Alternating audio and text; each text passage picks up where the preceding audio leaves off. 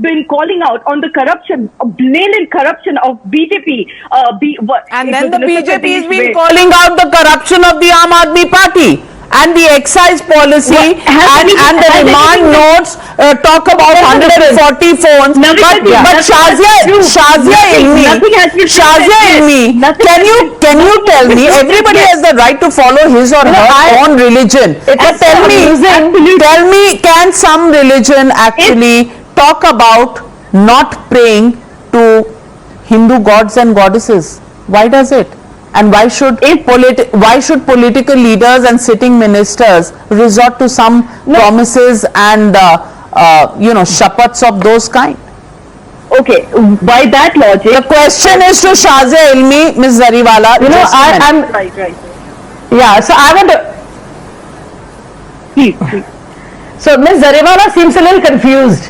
Ms. Zariwala, nobody is protesting to Mr. Gautam's right to practice Buddhism, and it's also all right if he wants to denigrate Hindu gods and goddesses. It's just very rich and kind of amusing and very sadly hypocritical when the same party, I'm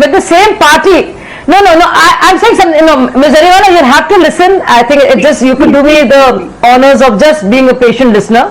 So it's not about you and your views. Yeah. So I just want to make a very small point. It is, after all, Kejriwal who spoke about, who invoked the gods and goddesses in Gujarat, did he not? It is, after all, Kejriwal who also found something terribly wrong with the way surgical strikes happened. It's not for you, ma'am. I don't have to answer you because you are the one who has to answer these questions. I want to just show you the mirror and the hypocrisy that you represent. And I want to tell you very clearly, talking about corruption, do you know that you have been the most creative, and innovative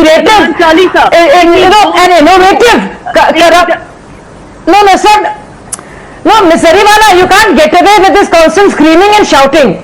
You will have to do better than that. You will have to answer right now that talking on corruption, you will have to answer that why on earth was the excise policy first changed, and during COVID in the month of September 2020, the worst year for all of India and Delhi. No, Ms. Zariwala, you have to be quiet because I will expose you. I will expose you and all the idiotic claims that you make and just how hypocritical you are and what a sad job you and Ravi Srivastava are doing because there is no defense.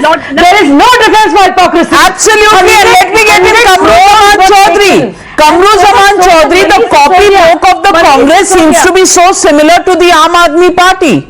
Titler? Shame really? Can't you find any other political leader who can actually be part of an election committee of the Congress party? Every time his name comes up in some such place, 2014 elections, you wanted him to file, there was a brouhaha about it, and then he withdrew his candidature, then 2017, then, the question is, that Mr. Titler's name has not been cleared yet. The matter is going on in court. It will be heard once again in December, and it's been 38 years that Sikhs, not just in Delhi but across India, are still waiting for justice. And then he again gets a plum post. He again gets a post, to take decisions on Delhi, in a city where over 3,000 Sikhs were killed. Kamru Zaman Chaudhary,